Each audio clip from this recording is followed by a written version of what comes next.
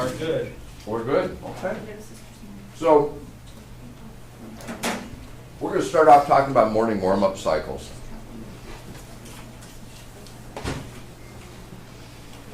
In Southern California, where we don't have a lot of dedicated heating systems, and what do I mean when I say we don't have a lot of dedicated heating systems? If we assume that for the commercial building, the typical system is VAV reheat. So what does that look like? We've got an air handling unit, and it's blowing some air that it somehow had a cooling coil attached to it and cooled it, and it goes down and it distributes through the main duct system, comes off to a VAV box, comes off, goes to a room, and there's a thermostat on the wall. And if there's a heating coil, it's not only dealing with what the VAV box does, but also the hot water valve, right? Okay, so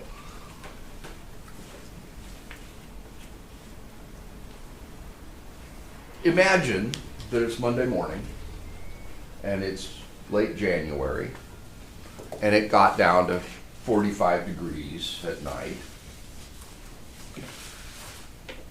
And the system's been off Saturday and Sunday, so you come in Monday morning, typical office building scenario. It's probably 50 degrees in the office building.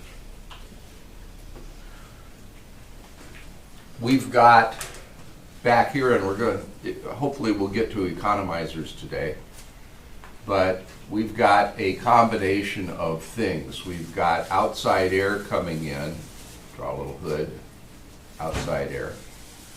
We've got return air coming up from the building. If we're doing this, then somehow we're going to have to also have relief air, exhaust air. We got this mixture. So first thing in the morning, if we're bringing in outside air, it's 45 degrees, right? That's what we said, or 47 or 48. It's cold. So if we're going to do morning warm-up with whatever we've got for a heating coil,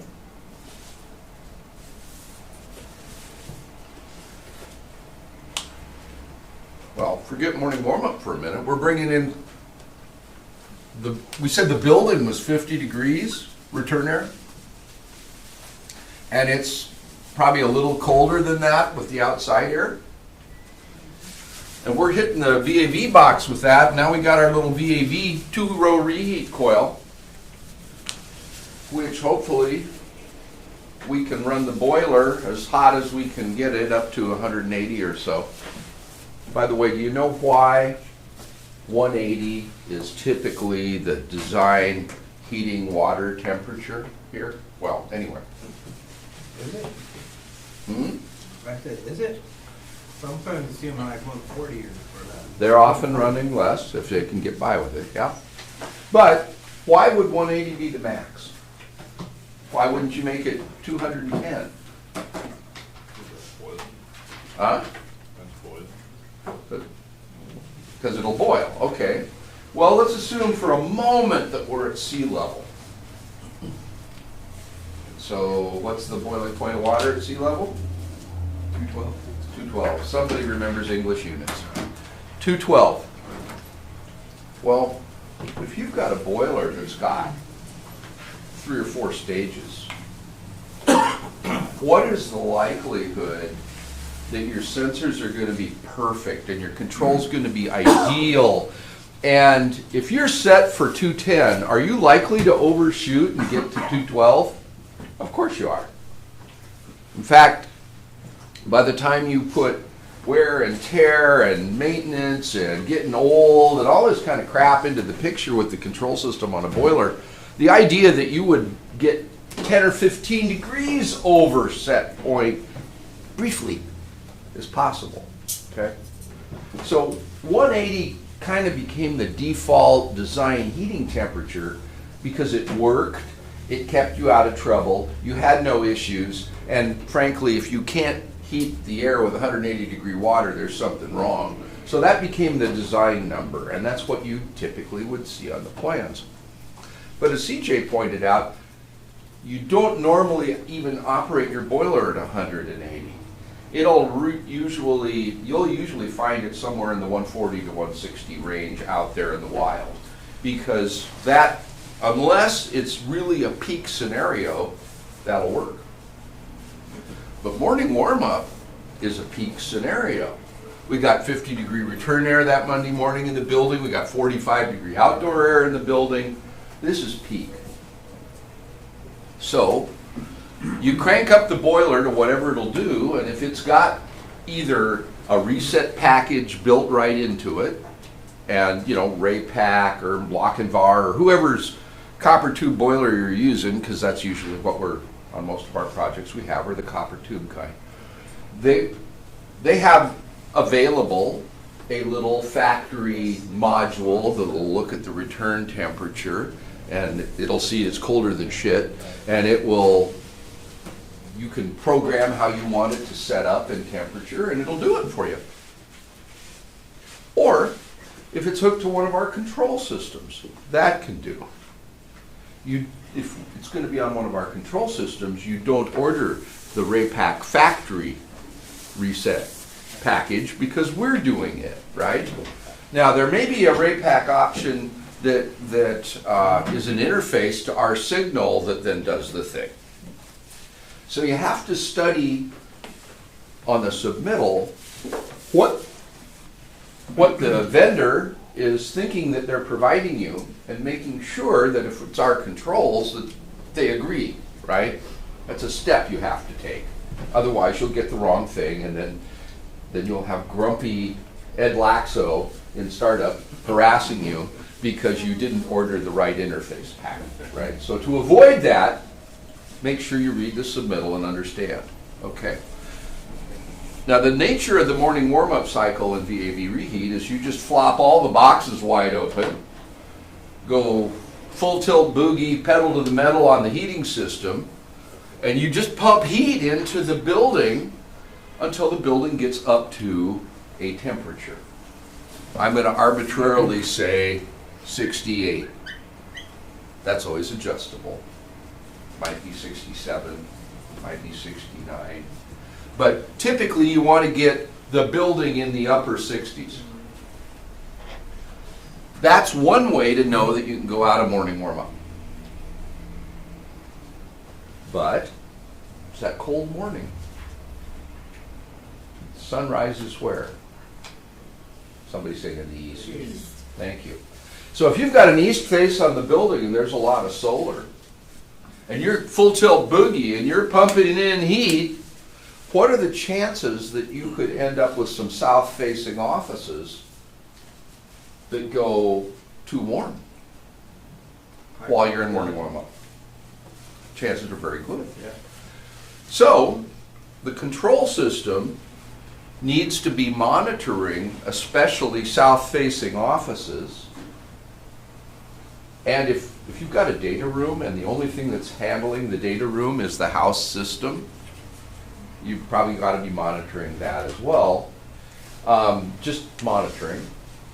But it's very possible that you might be bringing certain zones out of morning warm-up, shutting down their heat sooner than others. They don't necessarily, phone rings and we all look. So morning warm-up back in the day was a timed thing. It was controlled off return air temperature to cut it off, and that was that. And you inevitably overheated certain places. And if you had a real problem with overheating certain offices, then you'd make this 66 or 65 or 64, and you'd lower it down to where you weren't, by experience, you learned in this building you weren't going to overheat the east zone, okay? But because we can monitor what's going on in all these other spaces now, we can set a morning warm-up control up to definitely cut it off here, but probably cut off certain zones sooner than that. And then it goes to just being a VAV system now because we've reverted to VAV control. Okay. We're talking about hot water, but Trane did something really smart back in the very first 90s. They took their big, let's just say 50-ton rooftop unit, and the way a gas heat unit is structured, what's the last component in a rooftop unit if it's got gas heat? The last component is the gas heat. You've got air coming off of, and there'll be stages, there's some level of control. But if you're at full heat, you could easily have 120-degree air, easily, coming off of that thing. Well, an electric motor, side note, when you look at electric motors, they're rated at 40 degrees C. Does anybody know what Fahrenheit 40 degrees C is? 104, 105, it's right there. The impact on the standard electric motor, if you're running it continuously hotter than that, for every 10 degrees warmer, you cut the life in half. So if you've got a motor rated at 40, and you can get motors rated higher than that, that's what they use in Saudi, for example. But if you're gonna buy a motor that's rated at 40, and you're gonna run, which is 104, I'm gonna say 105 because it's a nice round number. It's a fraction in there. If you're gonna run that at 115 continuously, most of the time, you're gonna end up with half the life. What if you run it at 125 for a lot of the time? You have that.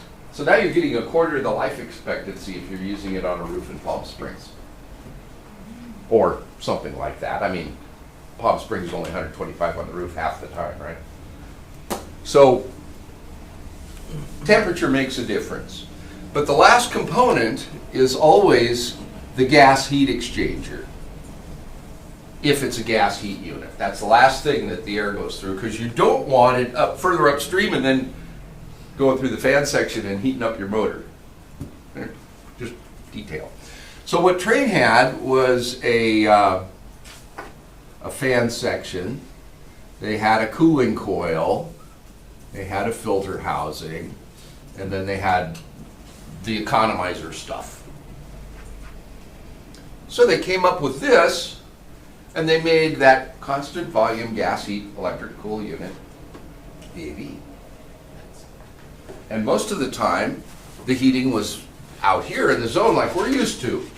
But for morning warm-up purposes, you could use the gas heat. Oh, that worked bitchin', man. They would pump heat in there. That worked great. Everybody at Carrier looked at each other and said, why did Trane think of this first? Because it was a good idea. And then, side note, once they had done that, one of our competitors, Southland, a guy named Dave Peters, who was their chief engineer at the time. I have many Dave Peters stories. He was actually working a job at the Pentagon when 9/11 happened, and Southland was given a guaranteed profit contract to get the Pentagon fixed, and they never left. And Dave was running the project at the time. But what Dave said was, this is loud. Can we make the rooftop unit quieter if you gut out the heating section and you put in double wall with perf metal, with insulation in between? If we do that, now it's cooling only VAV, but we've got this plenum to act as a sound attenuator. And that worked great.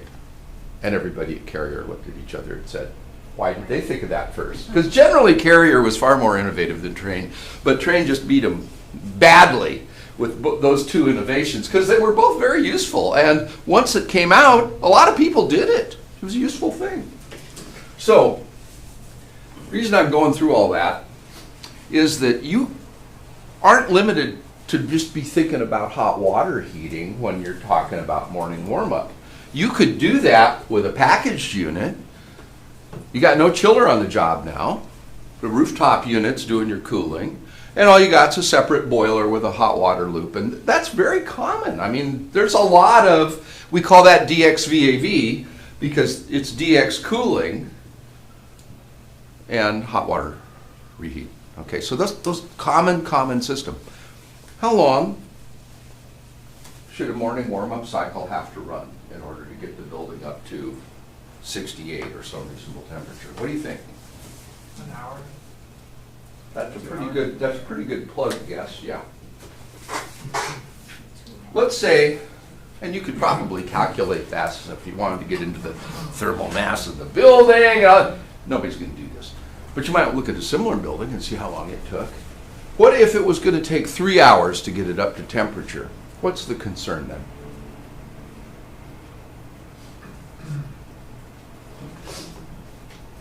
How early does somebody have to get there? And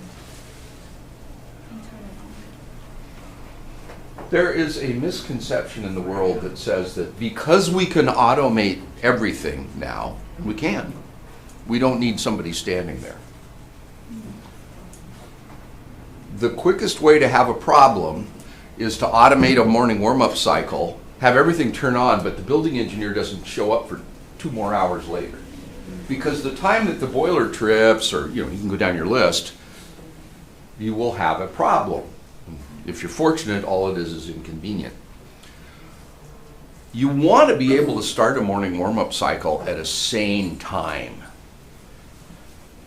What time would you guess is standard lease? Well, okay, this was another conversation. Are you familiar with the term overstandard? So, if you're going to be a tenant in an office building and you sign a lease, your lease dictates what hours of the day you get from whatever time to whatever time you get heating and cooling and lights and all this other stuff, okay? Typically, office hours start at 8, although in some parts of Hollywood it's a little later, okay? And so, because some people do come in early, the most common time for a lease to start is 7 in the morning. But if your building is 45 or 50 or 55 degrees that Monday morning, can you start the system at 7 a.m.? No, because everybody will get in there and be freezing, right? So ideally, you started at 6. And worst case, coldest days, maybe you got to start it at 5 or 5:30. Now, overtime for union personnel typically starts earlier than 6 a.m.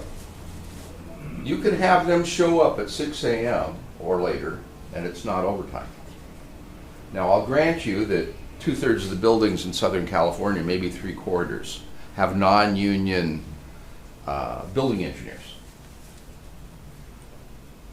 But the bigger ones are almost all union. They don't want to have to put their building engineer on site until 6. They're going to rely on the security guy to call him if it is earlier than that, okay? So if the building engineer is not going to be there till 6, you probably want to size the morning warm-up system to heat the building to a reasonable temperature between 6 and 7, because 7 is the most common lease time. See, none of this is technical, right? This has to do with what our customers need. But that's why you will typically find them sized that way. And so the 1 hour, whoever threw that time out, that is really typical. And that is why. There's a reason for that, okay? So, that's morning warm-up. Do we have any questions on morning warm-up before we move on? Okay.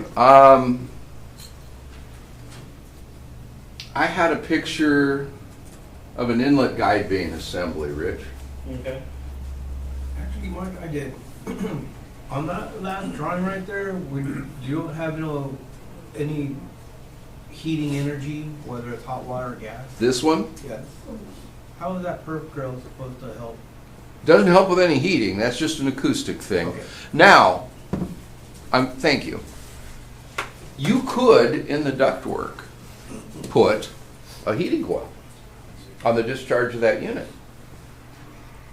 You'd probably have to make the ductwork a little bit larger at that point because the velocity you'd run in the duct is what, 1500? 1800. 1800. 2000. And you probably don't want to go over 700 or 800 on the heating coil. So you'd come off the discharge, you could put a coil, hot water coil there. And that is typically, if you wanted morning warm up, that's what you would do, because otherwise you're dependent strictly on the VAV boxes. And it may be okay to be dependent on the VAV boxes. It's just that there is no flipping way a 50-degree building is going to get up to 68 degrees in 1 hour with just the VAV boxes, okay? Low 60s, maybe. You just have to try it and see. The more glass you've got, the longer it takes, because glass is a crummy insulator, right? Another way to get around that, if you've got a tenant in the building who's there Saturday mornings and you're running heat Saturday morning anyway, that makes it a lot better. Flip side of that is a 3-day weekend. You know, over Christmas, there are often 3-day periods where there's no heating, and so Monday morning it's a holiday, or Friday morning it's a holiday, whatever. You end up with 3 days, and now the building's even colder. So those are just things to think about. Yes, sir. Title 24 has a couple of things that they put into their prescriptive requirements for controls to help combat exactly what you're talking about. One, they have an optimal start control for morning warm-up, which is basically control logic that looks over several days. I don't think they tell you prescriptively exactly how you have to do it, but it will change the start time of your morning warm-up based on how long the system thinks it'll take to warm up, is one thing. Also, they want you to put in a setback temperature, an unoccupied setback or a set down temperature. And if the building gets above a certain temperature, and I think 85 degrees comes to mind, the system kicks on so that it doesn't get too crazy hot and have to cool way down on Monday morning, and vice versa. Monday, or if it goes down past, I don't know what the temperature is, but if it gets too cold, it's going to bring on heat, so you don't have to fight that too hard on Monday morning. You will find that used on the heating side a lot, but you will find that people have negated the cooling side one. Exactly right. You will kill every plant in an all-gas building, an all glass building. On a 3-day weekend on the 4th of July or Labor Day, it can hit 140 in those buildings if you don't come on and temper the thing down. So people do that, though, to save energy. Yes, sir? When you were talking about a heating coil, why is the velocity important? Is it because it's not heat exchanging? Because the air's moving too fast? Pressure drop. Oh, coil pressure, airflow pressure. Yeah, the pressure drop goes up as a squared function, and at some point you're screaming the air across it so fast that the air resistance just gets to be absurd. And that's the limiter. That's why. Yeah, because we were already talking in another one. You get moisture blow off above a certain point, right? So on the cooling side, that's another reason why you limit it. On the heating side, you don't have to worry about moisture blow off, but it is status right now. Okay. I had a picture of inlet guide vanes, and I don't see it, so. I don't think it made it onto this one, Rich. Somehow I must have sent it separately or something. All right, well. Let's try this one. Let's look at the very first one on that one. This one? Yeah, because I think I may have had more than one picture on the PDF. Yeah, I did. Okay. So please move that up a little. Okay, so as you can tell, it's not the ideal thing, but you can see the pie-shaped veins. And I was actually looking through, oh, that's even a better picture. I was looking through my notes. You don't end up putting them, you've got them on both sides of the fan because it's dual inlet, right? You don't slap them on like this. they have to both open and shut in the same direction. So on one side, basically if you had two and you set them right on top of each other on the floor, opening the same way, that is exactly how you mount them. Because they open and shut in the same direction, not in the opposite direction on the thing. And that's how you get that pre-swirl we were talking about. But they are a system effect factor. They do create a loss, you know, because they're right there mounted at the inlet. Wide open, they're not that bad. When we would do VAV conversions, we would mechanically lock them wide open. We'd put a variable speed drive on it and we'd leave them there. That's because it was a pain in the ass and expensive. It was 2 guys a day's labor to pull that inlet vane assembly out of there. So it just wasn't worth it. Even if you're using a recip saw and you're cutting everything you can cut to avoid, you still got to take stuff apart and do all kinds of things, and it just, you'd leave the hub in there because you didn't want to have to change the bearings to get the thing out. So you'd leave the hub and you basically just cut all the inlet vanes out. You could do all that, but nobody bothered. We would just lock them wide open, and that would mean we would take a little bit of a loss. Okay, that was the picture of inlet vanes.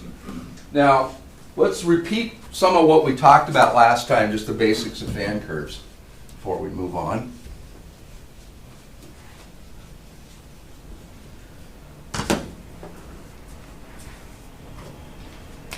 All right, so what is the vertical line? The y-axis. Did I hear somebody say static pressure? Thank you. And what's the horizontal line on a fan curve? Okay. And RPM lines will be shown like that. If it is a forward curve fan and it's overloading, an overloading type fan, what will the brake horsepower lines do? Somebody say they will cross the RPM lines. Yes, they'll do something like this. But if it's a backward inclined airfoil type wheel, what will they do? That's called a non-overloading fan. They will do this. They parallel right down through. So I wanted to go further into that. Did I include the sample curves? What's the next one up on this one, Rich? Starting from... No. This one had more than one picture. Oh, I got it.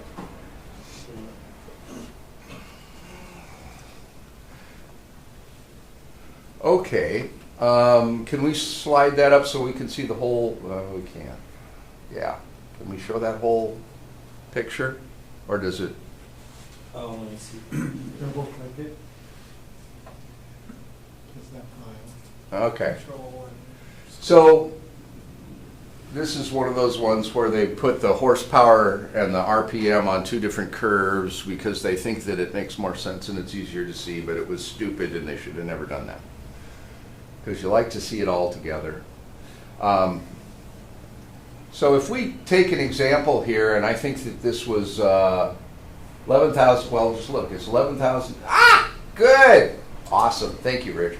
So we got 11,500 CFM at 3 inches. And if you look at the upper curve, you'll see that that plots out at just a little over 10 horse. And if you look at the lower one, you'll see that you're about, what, 915, 920 RPM. Okay? But that's for the design of 11,500 at 3 inches. What if you were the typical consulting engineer and you grossly overestimated the amount of static it was going to take to be sure that you had it covered? And what if, instead of 11,500 CFM at 3 inches, you only had 2 1/4? So let's go to the next picture, Rick.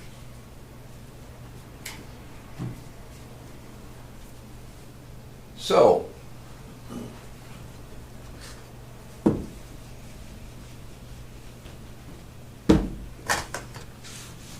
got a spot that was 11.5 at 3 inches, and it's up here on the fan curve. But our static pressure calculation was grossly conservative, and there's really only 2 1/4 to get 11,500. Now, you see curves that look like this on that lower, no you don't. Yeah, you do, the lower fan curve. You see those curves and they say percentage of maximum? Those are called fan efficiency curves. They vary as the square of the airflow, which is why they're shaped like that, okay? Horsepower also, system pressure resistance, the static resistance of the ductwork, the cooling coil, everything in the system also varies as a square. So your system curve is going to be right in parallel with those efficiency curves. So if this was an efficiency curve, what I could do is I could say, instead of, and a good pick would have probably been a little further over. So let's just say that that's where my 11,500 is. So let's just say for a minute that the 3 inches was right. Then that would mean that my system curve would do this. But 3 inches isn't right. So the appropriate system curve for this system is this. And you can see that dot to the right at 900 and however many RPM that is? Did I write it down anywhere? I didn't. But the RPM line's doing this, isn't it?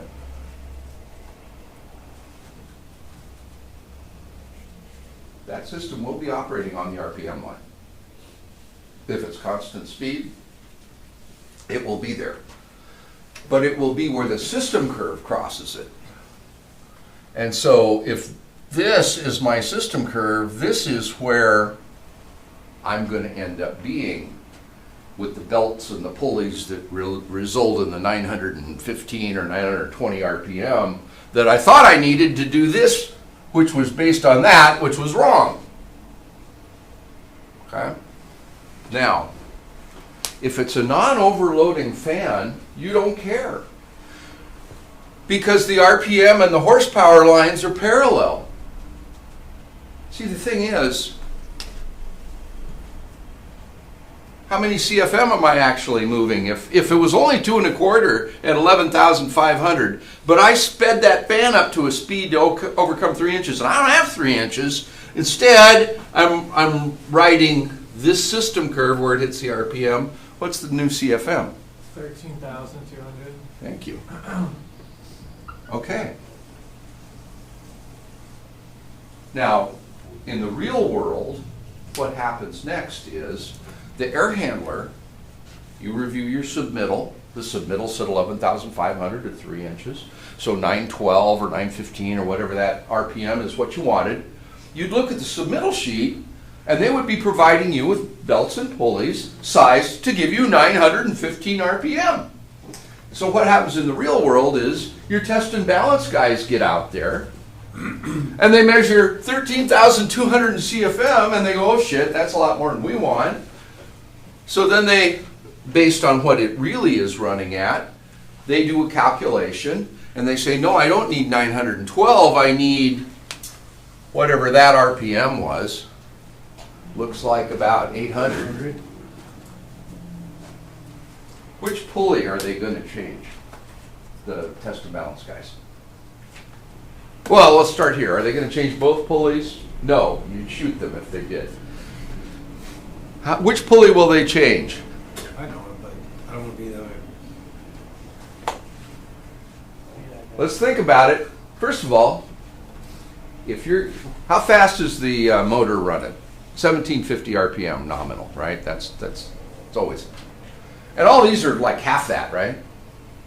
800, 900, like half of the 1750. So the two pulleys are not going to be the same size. The little pulley will be on the motor and the big pulley will be on the fan. I say again, which pulley is your test and balance guy going to change? The cheap one! The easy one to do, which is the little one, the motor pulley. Well, usually they put a variable pitch on that, right? Well, okay, well that's a good point. For startup. I'm glad you brought that up. So, a fixed pitch pulley, let's just imagine there was only one groove. On a little bitty unit, there may only be one groove. Okay.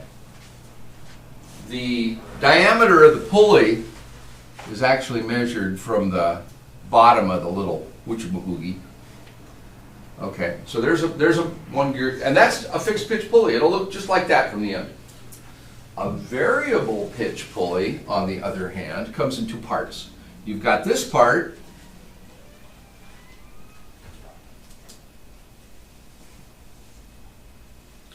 and then you've got threads. And the other half of the pulley has a bolt, basically. It's threaded. And it screws in or out. And instead of this being built like this, More of a V. it's built like this. So that the tighter you screw it in, the wider it ends up getting. And if you unscrew it, it rides down lower and lower in the thing. So a variable pitch pulley will have a range of diameters that it could be, depending on how far in or out you do. Fixed pitch will be just one. Now, CJ said you usually see. Well, that's true on smaller fans. If you've got a 7.5 ton rooftop unit or a little bitty air handler, fan coil, probably does come with a variable pitch pulley. But what happens if this is a big honking air handler? Which one weighs more, a fixed pitch or this thing? Well, that weighs a lot more. There's a lot more there. This is just this. What impact on a big fan do you have? You got a bearing, you got a fan shaft, you got the fan wheel, the shaft's another bearing, shaft sticks out, and now the pulley's out here on the end, hooked to the motor. Do you want a 200-pound pulley sitting on the end? I mean, it kills them. It's really hard on that bearing. So the preferred thing, it's not just the cheaper thing, but the preferred thing for bearing life is to use a fixed pitch pulley. Now, if this is a smaller installation and there's a variable pitch, and the variable pitch will get within the speed change they wanted to go from like 900 to 800, and that's probably too much. Probably you gotta, if they picked a variable pitch and they picked it in the middle for that 900, you probably get from like 850 to 950 is your range. But when you got a tab guy who's gonna have to change the pulley in the first place, then you're gonna go fixed pitch because he can actually read it. Okay, this is what I really need for this system. It's not a calculated static, it's a measured thing, and he knows just what he needs. So he's gonna change the cheaper pulley, which is the motor pulley.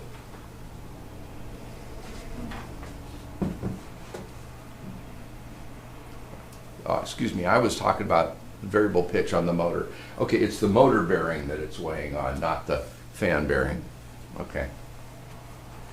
Anyway, so that's going to be something that you're going to go through. And this is called an overloading fan because instead of 10.1 brake horsepower, we're taking 12.2. Now in this case, we picked the motor big enough that going from 10 to 12 didn't break a motor size. But what if we had 14 and we put a 15 in there? And now we were going to be drawing 16. That gets us into a little mention about service factor. Most T-frame motors, which is the standard loose motor that you put on a pump or a fan or whatever, most T-frame motors have a 1.15 service factor. Let's talk about what that really means. That means that you can occasionally run up into the service factor. If it was a 10 horse motor and it's got a 1.15 service factor, you could get up to 11 and a half, right? Because you take 10 times 1.15, you get 11 and a half horse. You can bump up into that, and you're okay. You cannot run continuously in the service factor. That does the same thing to the motor that running at 115 or 125 degree ambient does. It'll overheat it and it will die prematurely. So you don't want to be running in the service factor. That is not your goal, okay? So make a long story short, if you are selecting a forward curve fan and you are pulling the numbers out of your behind as far as what the static pressure loss is going to be, and you know you've overestimated, but you don't know how much. And that can happen sometimes. Sometimes, for instance, let's say you're doing the core fan system for a building, and it's a core and shell building. We're just designing the core, just the central equipment. We don't have duct mains. We don't know what the floor design is going to be. People always overestimate the static in a scenario like that because you sure as hell don't want to end up with too little. Okay? But when you do that, put your point on your fan curve, that's the fan you're specifying, and say, okay, if I screw up and I've got it down as 3 inches and it's really 2 1/4, and I run out the RPM line and I come up my system line, did I break a motor size? If so, you specify the next bigger motor. Okay? Does that sort of make sense? The first time you hear it, it's only going to somewhat make sense, and you will never remember exactly what I told you. Okay? That's the nature of the first time. But you need to be aware that it's a concern, because you can run into having too small of a motor because you overestimated the static. And that's counterintuitive. You'd think, okay, if I overestimate the static, then my motor will be fine. Not if it's a forward curve, and not if you grossly overestimated the static. Okay? And you guys know to interrupt me with any questions, right? And as you can tell by our conversation about shivs, it's not like we're wedded to a specific little process of going through the information. Okay, fan energy. Horsepower, and I'm going to write air down there, because there's a different equation for water if you're dealing with pumps. But horsepower of air is CFM times delta pressure in inches, the static, divided by 3960, which is conversion factor, times the fan's efficiency. There's a point to be made here. I'm not asking you to calculate anything, but I want you to understand something. Centrifugal forward curve fans, which is what you'll see most of the time, can be anywhere between 0.65 and 0.8, 65 to 80% efficient. That's a pretty broad range. And so this number, whatever your fan efficiency is, can certainly have a big impact on the motor size.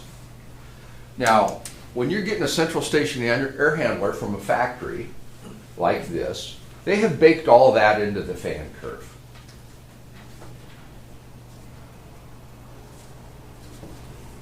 When you buy a freestanding fan, they have baked everything that they know into the fan curve that they can predict. But when you are replacing an existing fan, it's not a given that the existing motor will be the right size.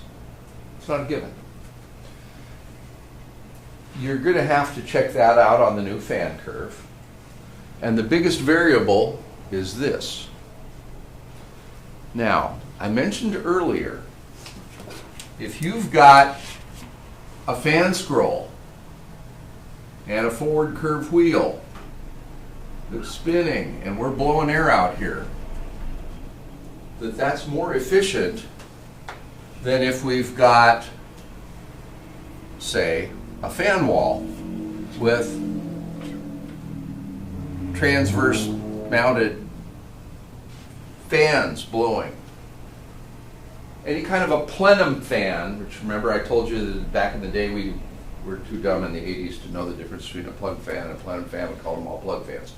But any kind of a plenum fan which is designed to pressurize a plenum, that's how it works, okay? Those are always less efficient than a wheel inside of a scroll. And so where you might have had a real typical number from one of those factory air handlers might have been 72 to 75. In a plenum fan application, you're going to be down here or maybe even a little worse. Now, if you're buying a fan wall from a manufacturer, they try to make it as efficient as they can. But the point I'm getting to is if you're taking one 50 horsepower supply fan and you're going to replace it with a fan wall that's got 4, and then 2 more behind it, depth here.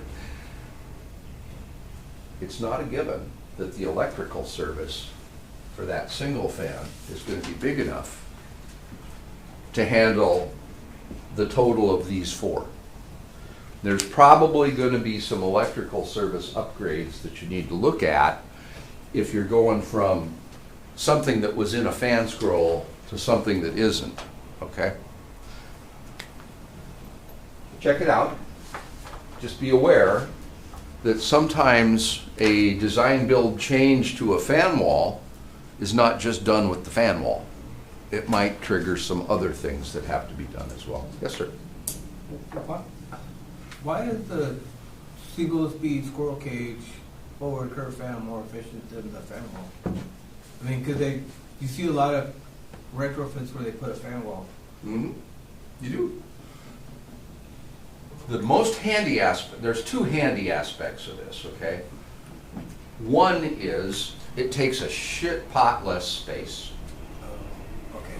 This fits in where this one would have more difficulty. But the other area where this is nice is you probably have motorized dampers on the discharge side of this thing so that when one of them craps out, you can shut the thing off, you can work on it, the other 3 can continue to run. See, there's some inherent redundancy in this approach. And so it's not just that it will fit in a tighter space, it also has some other operating utilities, right?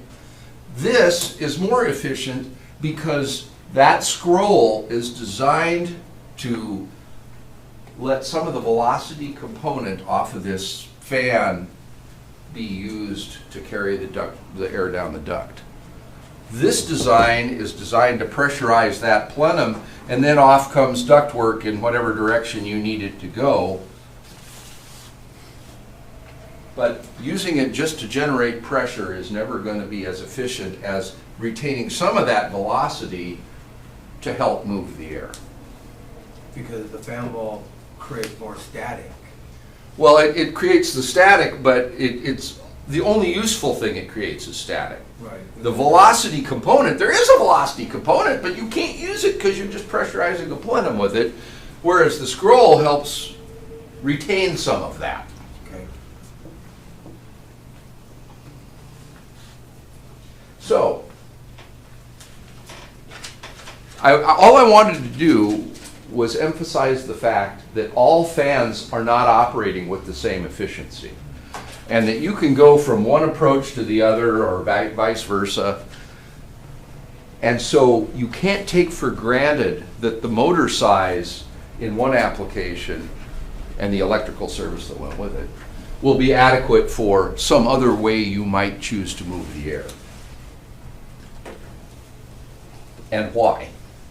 And that fan efficiency really comes down to the why. All right.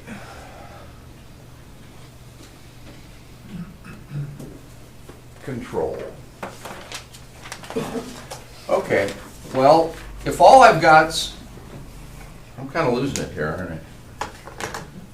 If all I've got is an air handling unit with a cooling coil, maybe a heating coil for preheat and for warm-up.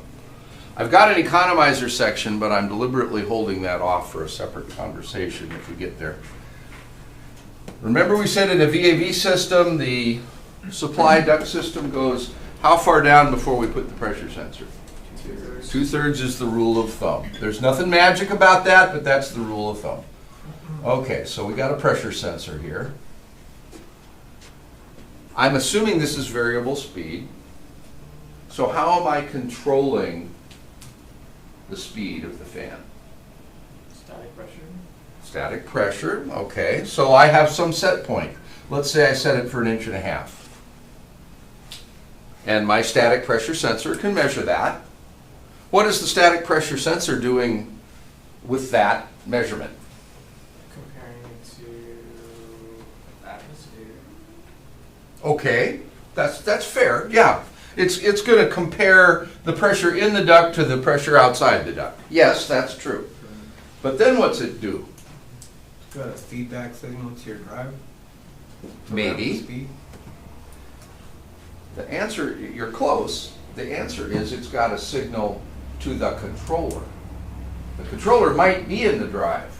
You can buy a variable speed drive that's got the controller built right in, along with a little transformer, because this is probably, in most cases, going to be 460 three-phase, right? And this is 24 volts. So there's a transformer and there's a controller, and usually some kind of a little interface, little screen, some buttons that you can push. So this could be sending a signal to a controller in the VSD. And back in the day, when we were retrofitting inlet vanes, that's usually what we did, because there usually wasn't an automation system in the building. It was all pneumatic with a time clock. But today, we probably have an automation system. So in a lot of cases, there is no controller per se here, because you can buy them either way. What we probably have is our own controller somewhere, somehow, that's taken that signal, and then that is telling the VSD what to do. And this controller, well, both of those components are probably on the network. And this is going to be an adjustable set point. Through the BMS, though. Through the BMS. Now there will be, however, some programming that you need to do at the drive. Anybody got any, you be quiet. Anybody got any ideas of the kinds of things on a drive that you would actually have to program and set up at the drive, not over our automation system? Give me some examples, anything. RPM and horsepower? Couldn't hear. RPM and horsepower?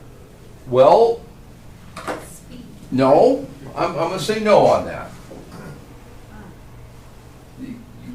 If we were controlling just directly at the drive, it might be set up to take that.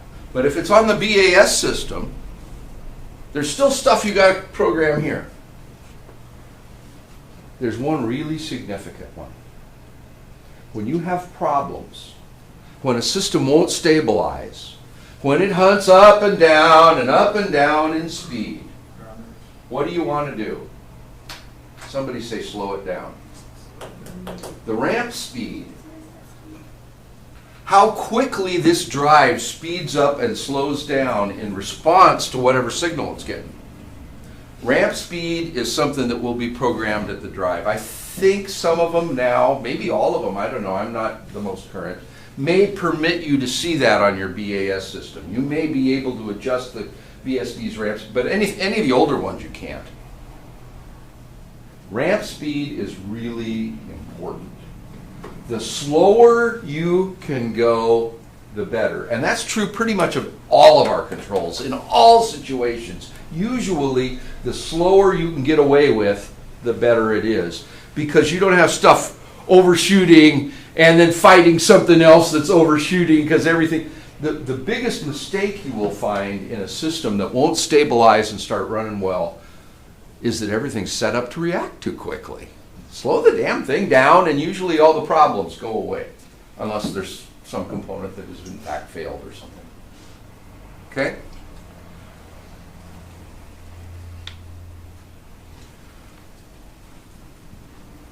So from the supplier standpoint, all we got to really do is have a static pressure reading, a controller, and we can do standalone. You can put the controller in here. But generally, this is going to be part of our overall automation system. And if it is, all you need is this, a controller, which will then tell the VSD what to do. And then what about air temperature? What do we do about that? We're going to have a chilled water valve and a hot water valve here.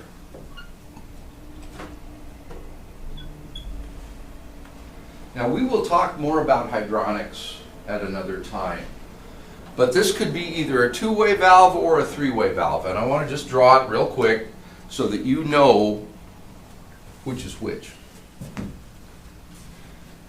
If I've got a cooling coil and the water's going in and the water's coming out, and all I want to do is regulate how much water goes into the coil to control how much cooling it does, I just put a two-way valve here. Boom. But what if, well, let me back up. What happens to the flow? It varies all over the place, right? Want to say something? Wouldn't you put it on the leaving side? Yes. Yes. Generally, you put it on the leaving side. That is true. So, not always, but generally. Generally. Now, the flow will vary. What if you've only got one air handler, one coil, and it's going back to a chiller or a boiler, and you're just pumping to that one, and the device, the chiller or the boiler, can't take variable flow? Well, then you can't do this, because otherwise, if this is pitched way down and now you're putting a third of the water through the boiler and the boiler blows up or keeps tripping off or whatever, that's no good. So there are going to be times where you have a three-way valve. And they call it a three-way valve because there's three connections. Okay? This is called a mixing valve, because you are doing that. Now, there's also what's called a diverting valve. And that's when you put it on the inlet side. CJ was correct. If it's just a two-way valve, it's usually put on the leading side. Okay. But with a three-way valve, you can do either one, and this is called a diverting valve. And the reason it's called a diverting valve is because you're diverting the flow that's going either way. And if the mixing doesn't make sense to you either way, then just remember this is a diverting valve because it's diverting the flow on the way there, so the other one must be a mixing valve. Okay? Yes, sir? Mixing is 2 ins and 1 out, and diverting is 1 in and 2 outs. As a general rule of thumb. Well, then I've written it wrong because... No. Did I write it right? Yeah, because if it comes in, it can go through the coil. Oh, yeah, or well... out. So it's 1 in and 2 outs. Yeah, that's diverting. Yeah, and And this- mixing is 2 ins and 1 out. Okay. That bottom arrow is wrong. Because the bypass is going up, not down. Just the arrow. That one right there, yeah. Oh, that's That a should go drop. up. That was a drop Thank you. symbol. Yes. So I always have trouble remembering which one is a mixing valve, because in my mind both of them are mixing. But I can remember diverting because it's diverting the flow in. The reason that that's relevant is that there are times when you might want to use one or the other, but based on how it's piped, this is not the same valve as that. you have to specify and order the correct valve depending upon where you're putting it in the piping. And one of the ways to have a disaster is a diverting valve is what you programmed around. A diverting valve is what you expected to have. You order a mixing valve and the pipe fitter looks at it and hopefully, because there will be arrows on the body here, and hopefully he'll look at it and he will say, I can't put this valve there because I've got the wrong number of arrows going in or out, right? But then he'll have to come back and say, you gave me this, and it's shown on my print where I'm supposed to install it as being this. What do you want me to do?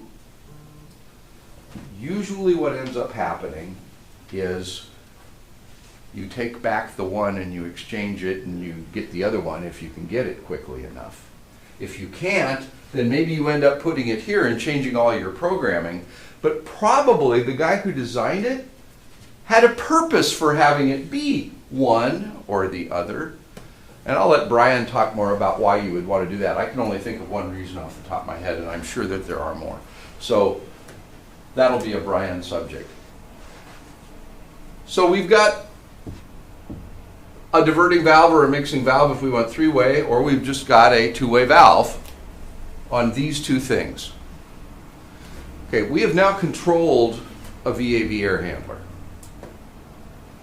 What we haven't done is dealt with the economizer.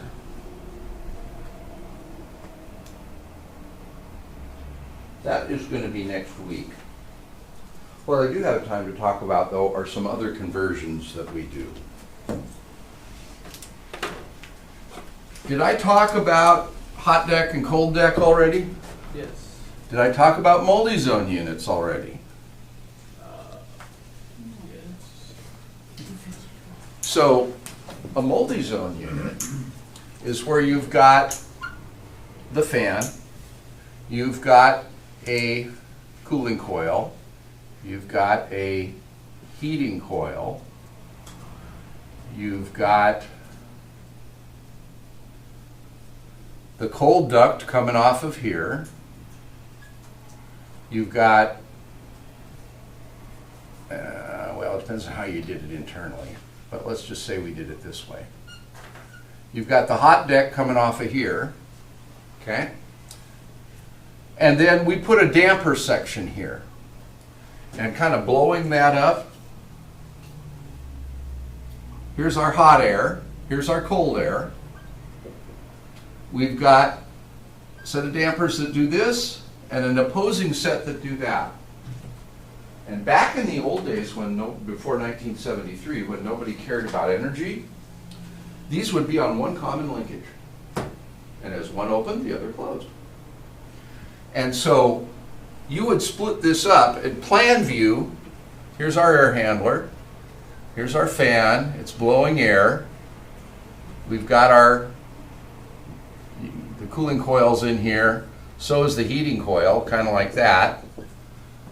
And you would put a separate duct for every zone you wanted. I'm just going to draw this one with 4 zones. Just generally there would be more. Okay, so here's a duct that goes to one zone.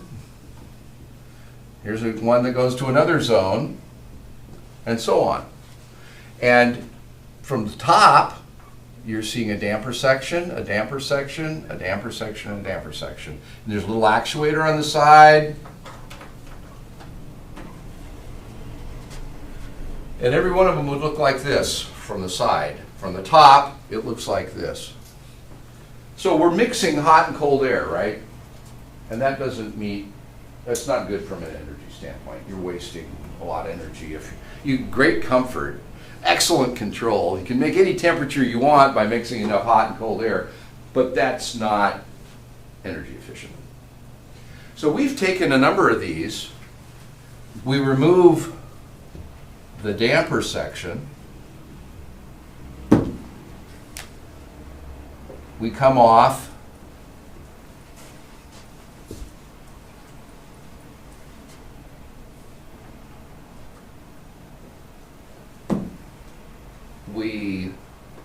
there's a couple ways to do this. If you've got hot and cold, One thing you could do is you put in a better damper section that doesn't leak, and you put a separate actuator off of each one. And now you can give that zone VAV cool. You can give it whatever heat it needs. You can even have a dead band where they both go closed and nothing's coming out. That probably doesn't meet ventilation standards. So you probably let a little bit of cool air continue.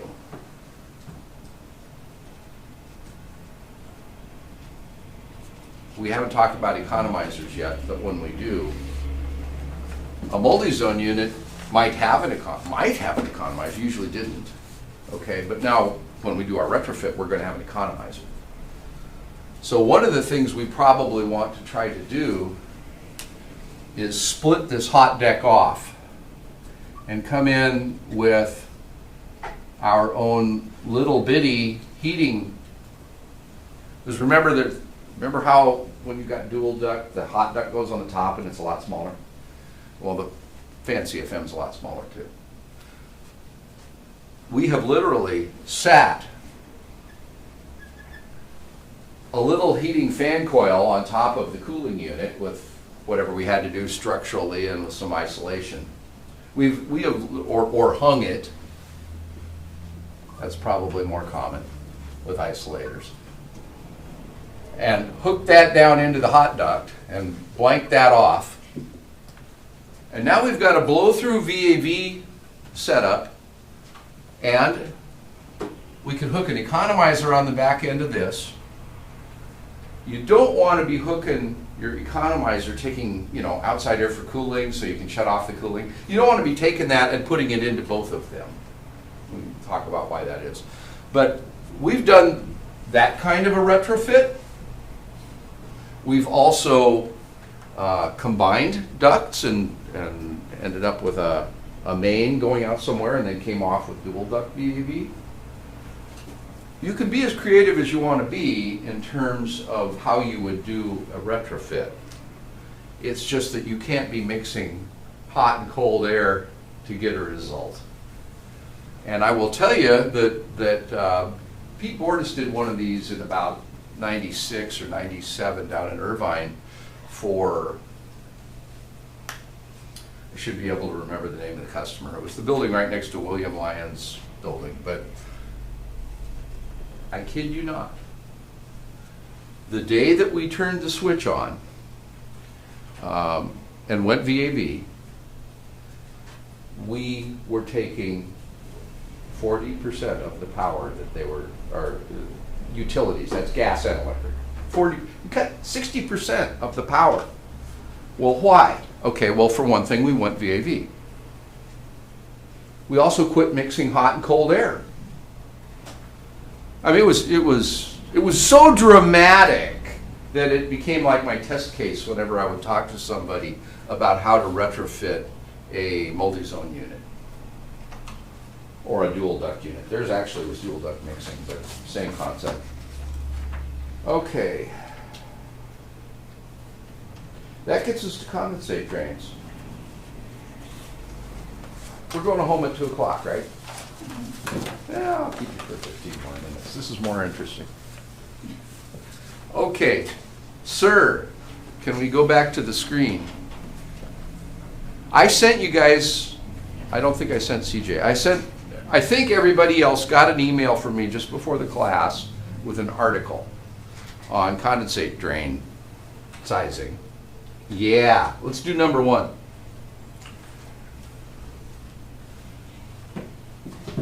Actually, it was P-trap design is what it was, but sizing is an element of this. Okay, here is the one that you're going to see 85% of the time.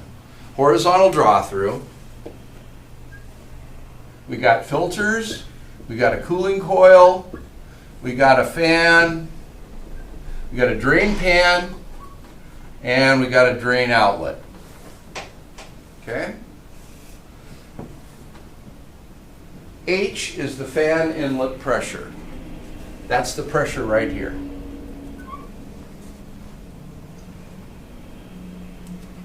This is going to be a negative suction, isn't it? we've got whatever ductwork we've got on the return as part of the static loss. Then we've got the air filters. Then we've got whatever the cooling coil cost us.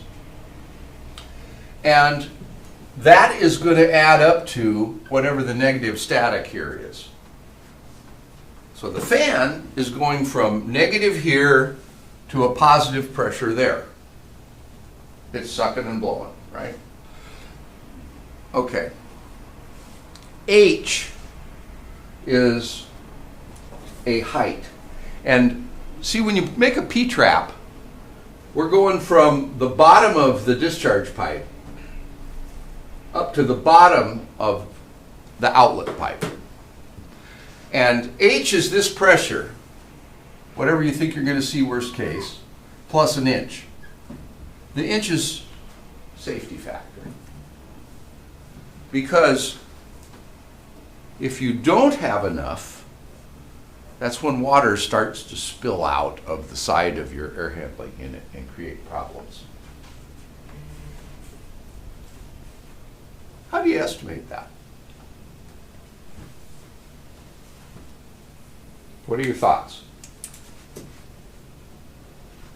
You got a submittal, right? You know what standard airflow, what the pressure drop was across that cooling coil. And you can look at your return ductwork and take a stab at what you think that is. How do you estimate the air filters? Let's talk about how an air filter works. Generally, we use pleated, okay? And as the air comes in, they do their job. They catch dirt. They get dirtier and dirtier and dirtier. And their efficiency improves and improves and improves because as they catch more dirt, there's less room to get through. So their efficiency gets really good right up until what? Clog. Yeah, it's got nothing. Yeah. I heard the word clogged. What happens when they clog? The static pressure is much greater. Sure. Well, clogged means it's full, right? Okay, so we get full. We get full. We get to the point that not enough air can pass. And remember, this is negative pressure on this side of the filter. These filters are not like heavyweight structural members. When they get dirty enough, what do? They break. Actually, what they do is they deform. They bend. They come right out of the filter track. And then as a portion of it comes out of the filter track, now the air can go around it. It quits being a filter, but that relieves all that pressure. Okay.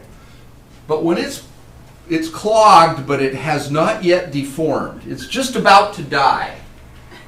Okay. One of these at clean conditions is usually about 2/10 of an inch. In theory, what you're supposed to do, if you really want to optimize the thing, is you put a magnehelic gauge up there, and you're supposed to change them at 1/2 of an inch. None of these will fail at 1/2 of an inch. They typically will fail somewhere north of 3/4, between 3/4 and an inch. Somewhere in there is where they'll fail. So, because you know that nobody ever changes every single set of air filters on schedule, it doesn't happen. For the sake of a P-trap, I'd figure 3/4 of an inch for the filter. Because there will be times when you hit that. Okay? So if we're at whatever we said here, I'm going to arbitrarily say that was 3/4 of an inch. And we come up with 3/4 of an inch here. And I'm going to say that's a 6-row cooling coil and it's an inch. That's a negative 2.5 inches, isn't it? 3/4 plus 3/4 plus 1 minus 2.5. So in this example, how deep would we make this thing? H.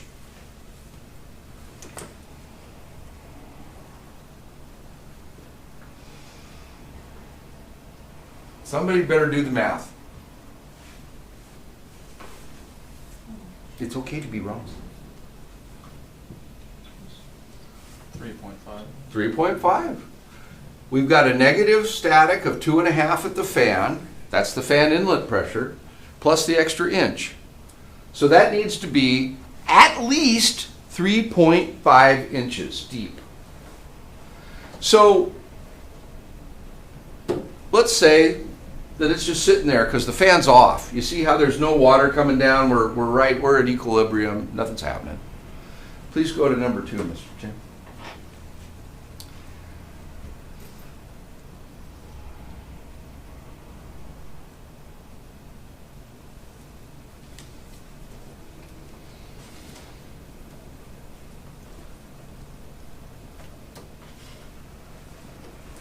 Awesome.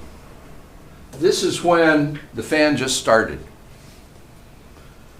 See how the water level was down here and now it's up here? Why? Yeah, the suction from the fan. The fan turned on. Now we've got pressure here, negative pressure. And it pulled up some amount of water.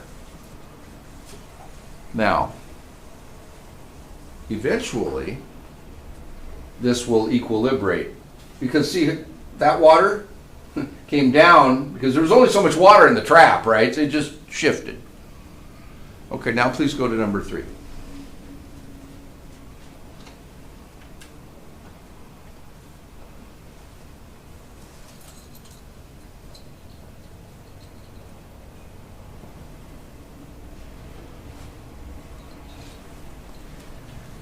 Eventually it would then get back to equilibrium.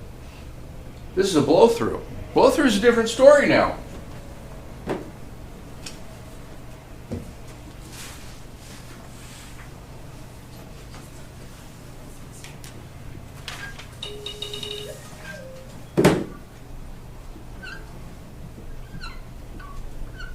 And notice the drain is always on the downstream side of the coil.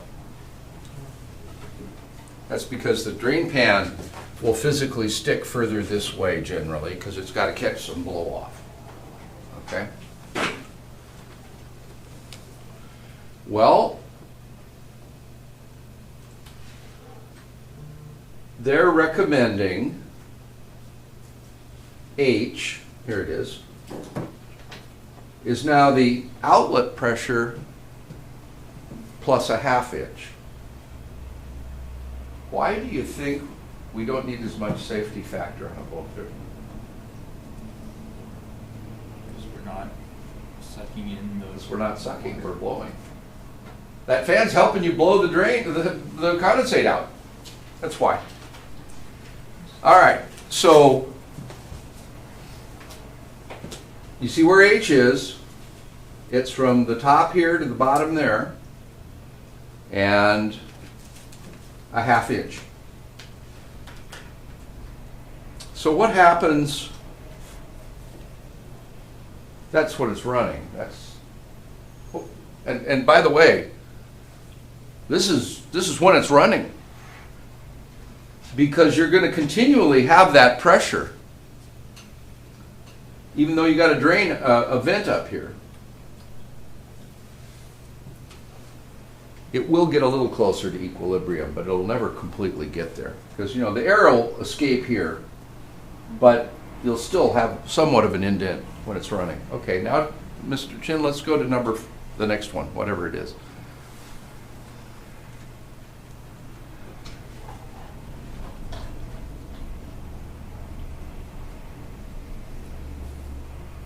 Okay, the next one after that.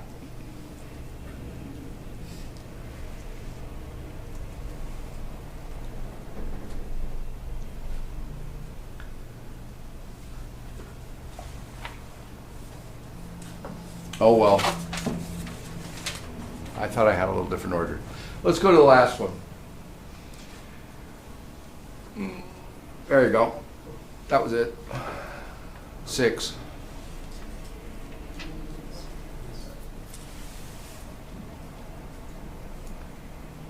It's 5. Yeah, that was the one we never saw. That's all right. You guys getting the handout, you can look at it. By the way, that handout is outstanding. And it was a guy from Cal State LA of all places. It's the best one I've ever seen. So he included this drawing as the last one in his article. What's the first thing that you notice about that from a pipe fitting standpoint?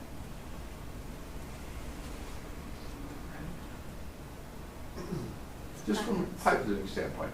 Backwards? No? Well, no, yeah, it's coming from the other way, but yes, no, that's not what I was thinking of. What kind of fittings are those? Hand tight? Threaded. Threaded? Threaded.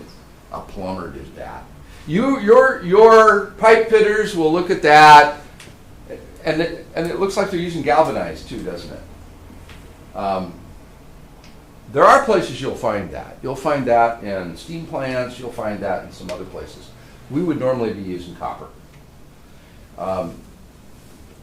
What I wanted to actually talk about a little bit was those two plugs in the top.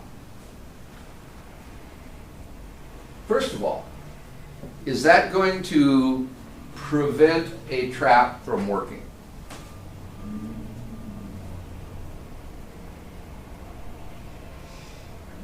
Shouldn't. It'll work. Will it work quite as fast? No, it'll slow it down some. Why would you put a plug in there? Why would you even do it? Cleaning? Yeah, avoid debris falling in. You know, there have been a lot of times out in Palm Springs when people wish they had plugs. You get a sandstorm going through, you are going to dump all kinds of sand. You can be in a filthy environment, and that is a relatively legitimate reason to have plugs. Why does it say hand tight?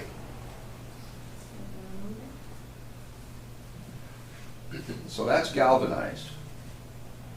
If you hard tightened those, they would rust in place and you would never be able to get them out. So then what happens when you have a condensate drain plug?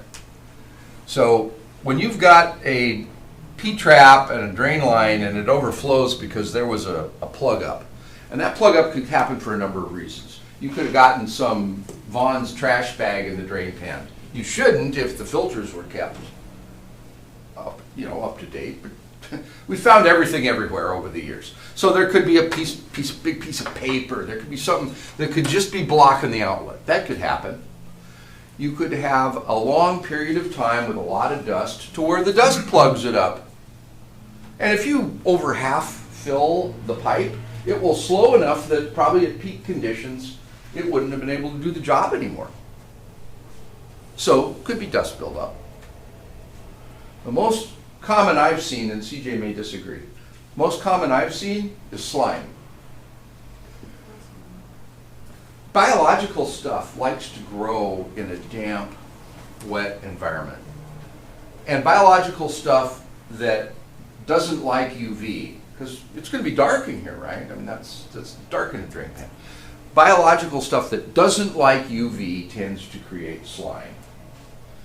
And slime will plug up a P-trap. It's easy to blow out, but it will plug it up. That's one of the reasons why UV lights work so well. You don't get slime if you've got UV lights. That's just one of the many things. But the reason I get to all that is, in order to clear that thing, what you really want to be able to do is blow it out, and that means you're going to have to pull at least one, and more useful if you can pull both, plugs out of there. And anytime you've got steel pipe, it will rust together, so you don't ever want to tighten it, and that's the issue with it. I had one guy suggest that the hand-tight plug was so air could escape. Well, okay, maybe, yeah, okay.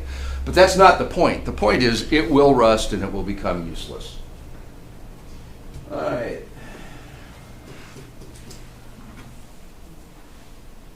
We're done.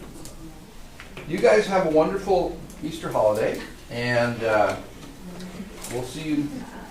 Oh, you will not see me April 10th, May 1, or May 8th, I think. What's today? Yeah. You're not going to see me April 10th, and then the back end of the month, you're not going to see me for 2 weeks. So there will be, this won't be happening next Friday.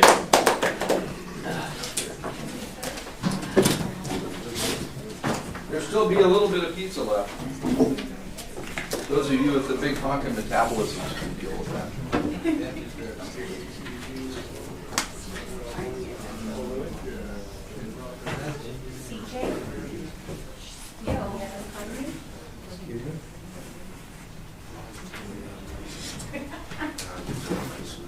You know the craziest thing I found, Mike? The craziest thing I found, we were talking. What? drain leak. Huh. Was like, and I don't know how I did it unless someone put it there. It was like some type of seed. Oh, and it's sprouted? No, it was in the vent. But in the trap, and I can't figure out why can't I get this stupid thing to drain? I'm blowing it, It was a vacuuming. seed. Yeah. I wonder if a squirrel got it. I was thinking maybe a crow, I heard comes a drop crow. stuff to crack it so they can get it, unless the previous contractor was just being a dick and just threw it in there. Oh, well, Because it just barely fit in the pipe. Oh, it was pretty tight then. Yeah. I had to cut the drain lines out To get a seed. to figure out what it was, like a nut or something. Well, like a macadamia nut. It was the weirdest thing. I had to cut the drain lines out. No problem. Thank you, sir. You need the energy. You want partying tonight? So you need energy. Alright guys, so just take the whole thing home. Bye. See you later. Bye. No one needs this? Just take it, Abby. I'll take it. Yeah! Fine. Last time it was just in the fridge for Did a it? long time. Yeah, no need. Wow, thank you, Sarah. You're welcome. I'm calling the shots here.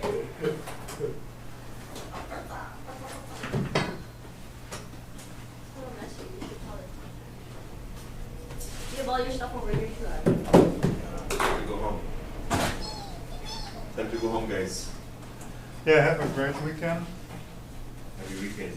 So excited. Me too.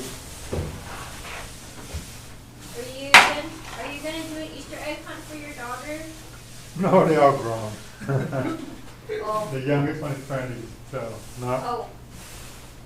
What about you, Abby? No, I think we have something to do. I think your mom wasn't working Saturday, Sunday. I'll be by myself. Oh. Oh, Abby. Put the wrench in the fridge if anyone wants it. Well,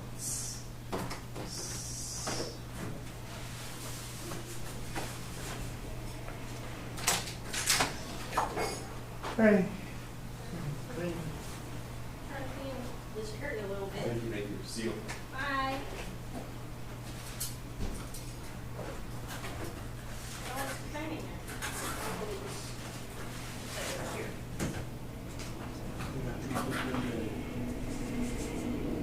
Bye. Will this fit inside of the fridge? The pizza box?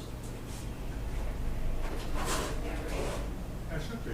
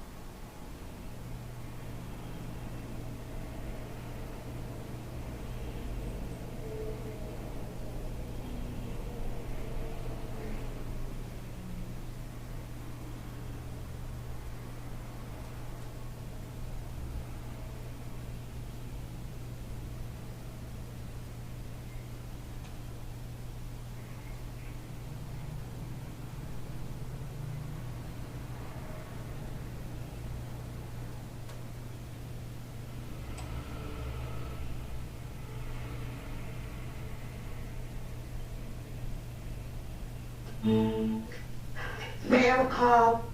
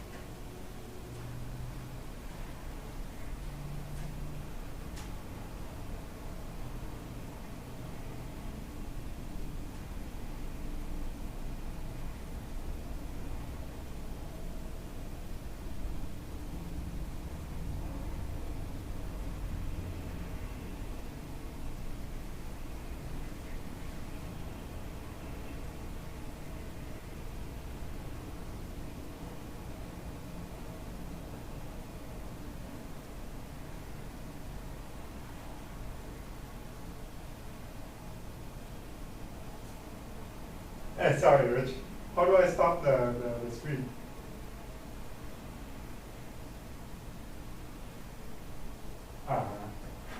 Yes. Push on it.